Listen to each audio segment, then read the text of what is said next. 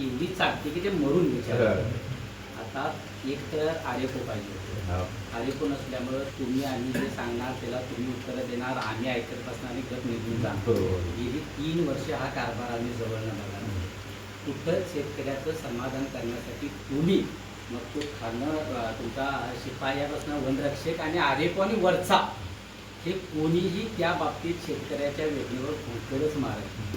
त्याचं कारण काय तर तुम्हाला तळमळ आहे, पण ती तळमळ तुमची जर वरची लोक ऐकणार नसतील तर आम्ही तरी कशाला उडवून सांगूया. एक तर एक काम करा, सगळ्यात महत्त्वाचं का ज्यांनी सांगितलं तो मुद्दा बरोबर आहे. तुमची जनावरं तुम्हाला सांभाळता येत नाही, ती आमच्याकडे आल्यात, आम्हीच सांभाळायला लागतो. मागच्या काही वर्षापूर्वी शेतकरी आणि वन्य प्राणी यांचा जिव्हाळ्याचा संबंध होतो, पण तुमच्या ह्या कायद्या कानूनना हे सगळं वाटोळं लावलं.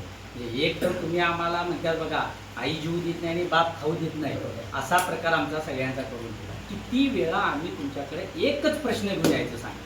मागच्या 2 वर्षात तुम्ही हे सगळं मांडलंय, त्याच्यावरती तुम्ही प्रभावीपणे काय घेतलं का, समाधान लोकांचं केलं का? अजिबात नाही ना. मग तुम्ही यायचं, हे फॉर्म भरा, हे तुम्हाला 1300 रुपये देऊ. अहो 1300 रुपयामध्ये साहेब होणार काय? कशाला तोंडाला पानं तुझा? नाही तर मग एक काम करा, जर तुम्हाला भरी, आता तुम्ही बघितलंय केरळ असेल, तामिळनाडू असेल, इतर शेतकऱ्याच्या त्या बांधावरती जाऊन तात्काळ 15 दिवसाच्या आत जास्त कागद न घेता तात्काळ पैसे जमा केले जातात. माझ्याकडची सगळी फाईल आहे, तुम्हाला मी पाठवतो. पैसे देऊन टाका. काय सांगतो.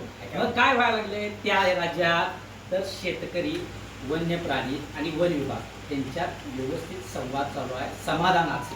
आमच्या इथं का शेतकरी तुमच्या अंगावर यायला लागल्यात, तर तुम्ही आमचं निम्म ऐकून घेतल्यासारखं करता आणि आम्हाला फक्त झुलवत. म्हणून ही चिडून लोक तुमच्या अंगावर